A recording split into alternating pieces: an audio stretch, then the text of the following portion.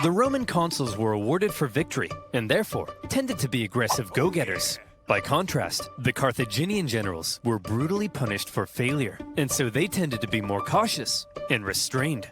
This dynamic is helpful for understanding some of the crazy things that happened during the Punic Wars. So, the Romans have crossed over to Messana, and now there was some red on the island. Hit that panic button. This turn of events was unacceptable to both Carthage and Syracuse, so the traditional enemies teamed up to kick the Romans off their island. They surrounded the city and said, "Hey, you jerks! This isn't your island! Come out of there at once!" Okay, we're coming! See, Phil, you just gotta speak with authority. That's what being an alpha male's all about. Hey, man. Oh, you brought your weapons and armor? No, I didn't mean... Oh, crap. Out the Roman legions came to engage the Carthaginians in battle, and they sent them packing.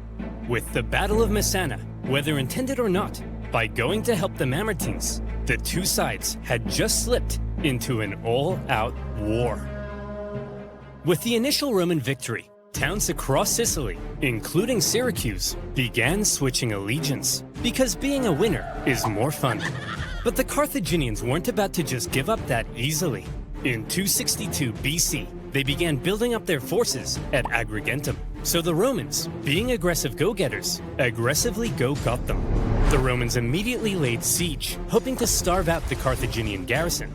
However, because this was the first time Rome had been fighting outside the Italian peninsula, across the water, they struggled to supply their forces, and before long, the Romans were as starving as the Carthaginians they were besieging.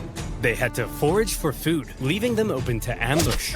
And when Carthaginian reinforcements arrived, creating a double siege, things got really bad. Everybody starved each other for months until nobody could take it anymore, and they all finally came out for battle, which Rome won. Here's the report from the recent siege at Agrigentum, sir.